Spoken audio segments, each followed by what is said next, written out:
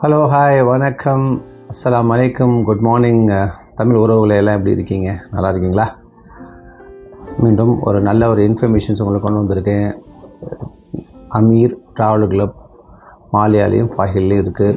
So ஃபாஹிலில் grand hyper that Lulu, அந்த பெரிய லூலு இருக்கு இல்லையா, அதுக்கு பின்னாடி இருக்கிற இடத்துல கிராண்ட் ஹைப்பரில் உள்ள ஃபஸ்ட் கேட்டில் இருக்குது. இங்கே இந்த சாலிகா காம்ப்ளெக்ஸ் பக்கத்தில் சூக்கல் முத்தைதால் மெசரின் ஃப்ளோரில் இருக்குது. ஓகே, த இன்ஃபர்மேஷன் இஸ் இந்த இப்போ ட்ராவல் சம்மந்தமான விஷயங்கள் ரொம்ப முக்கியமான விஷயங்கள் இன்றைக்கி உங்களுக்கு கொடுக்க வந்திருக்கேன். நம்பர் 1, குவைத் ஏர்வேஸ் ஆப்ரேட் பண்ணுற டைரக்ட் ஃப்ளைட்ஸ்க்கு எல்லாத்துக்குமே டிக்கெட் ப்ரைஸு உங்களுக்கு 15ஆம் தேதி வரைக்கும் தான் இருக்குது. ஃப்ளைட் ஷெட்யூலும் 15 வரைக்கும் தான். அதுக்கப்புறம் ப்ரைஸு காமிச்சாலும் அந்த ஷெட்யூலில் ஃப்ளைட் போகுமான்னு சொல்ல முடியாது. ஏன்னா அந்த ஷெட்யூலை மாற்றவே இல்லை அவங்க. உதாரணத்துக்கு சென்னை எடுத்துக்கிட்டிங்கன்னா டியூஸ்டே, தேர்ஸ்டே, சாட்டர்டே 3 நாள் இப்போ ஃப்ளைட் விட்ருக்காங்க. மார்னிங் 11 o'clock அங்கேருந்து வரும்போது அதே மாதிரி அடுத்த நாள் 9 மணிக்கு கொடுத்துருக்காங்க. ஆனால் 5ஆம் தேதிக்கு மேலே அந்த ஷெட்யூலே இருக்காது. உங்களுக்கு நைட் 11 o'clock காமிக்கும், ஈவினிங் 8:30 காமிக்கும். So totally wrong information. So அதனால் நீங்கள் அதில் டிக்கெட் போட்டாலும் ஃப்ளைட் டைம் சேஞ்ச் ஆகலாம், ப்ரையர் மாறலாம். ஸோ அதனால் நீங்கள் எங்கள்கிட்ட கன்சல்ட் பண்ணுங்கள், நான் உங்களுக்கு கைட் பண்ணுறோம். கண்டிப்பாக உங்களுக்கு அந்த எப்படியாவது அந்த டிக்கெட்டை வேஸ்டேஜஸ் இல்லாமல் நம்ம அதை ட்ராவல் பண்ணுற மாதிரி பார்த்துக்கலாம்.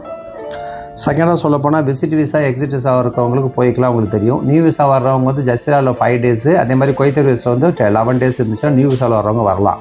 இந்த புது விசா எக்ஸ்பைரி ஆச்சுன்னு சொல்கிறவங்க திரும்பி குவைத் எம்பசி இந்தியாவில் ஸ்டாம்ப் பண்ணி அது மெடிக்கலில் இருக்கிறதுக்குள்ளாட்டி அது மெடிக்கலுக்குள்ளே வந்துடுங்க, இல்லைனா மெடிக்கல் திரும்பி எடுக்கிற மாதிரி இருக்கும். அதுக்கடுத்து பார்த்திங்கன்னா இந்த எமிரேட்ஸ், கத்தார் ஏர்வேஸ், ஒமான் ஏர் ஃப்ளைட் விடுறதுக்கான வாய்ப்புகள் இருக்குது. அது ஃபஸ்ட்டு மேலேருந்து விடுறதுக்கு அவங்க கன்சிடர் பண்ணிகிட்டு இருக்காங்க. ஆனால் அந்த ஃப்ளைட் ஷெட்யூல் ப்ராப்பராக போனால் அவங்க விடுறதுக்கு வாய்ப்பு இருக்குது. பட் இப்போ இது வரைக்கும் ஒரு என்ன சொல்கிறது, கன்ஃபார்ம்டான இன்ஃபர்மேஷன் கிடையாது. Just giving the informations. அது மாதிரி ஓல்டு டிக்கெட் நீங்கள் ஏற்கனவே டிக்கெட் போட்டிருக்கீங்க, அந்த டிக்கெட்லேயே ட்ராவல் பண்ண நினச்சிங்கன்னா அது முடியாது. அந்த டிக்கெட்டுக்கு நீங்கள் எக்ஸ்ட்ரா பணம் கொடுத்தா மட்டும்தான் குவைத் ஏர்வேஸ் அலோவ் பண்ணுவாங்க. அதை பார்த்துக்கோங்க. ஸோ இது மாதிரி இன்ஃபர்மேஷன் உங்களுக்கு நான் ஷேர் பண்ணுறேன். இன்னொரு நல்ல ஒரு சின்ன டிப் ஒன்று கொடுக்குறேன்னு சொன்னோம்னா, யார் நமக்கு உதவி பண்ணாலும் சரி, இல்லை நம்ம யாருக்கு உதவி பண்ணாலும் சரி, அதில் ஒரு நன்றி உணர்வு இருக்கான்னு பாருங்கள். It's a gratitude, sharing கிராட்டிடியூட்ஸ்.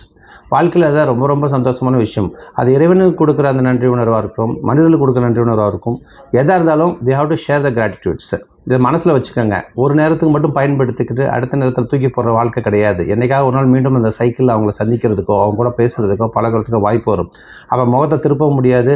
ஆஹா, 1-2 தினாருக்கு போய் அவங்கள்ட்ட ஒதுங்கிட்டோமே அப்படின்னு நினைக்க முடியாது. ஸோ நான் அமீரை பொறுத்த வரைக்கும் இந்த பெஸ்ட்டு கன்சல்டண்ட்டாக இருக்கேன்.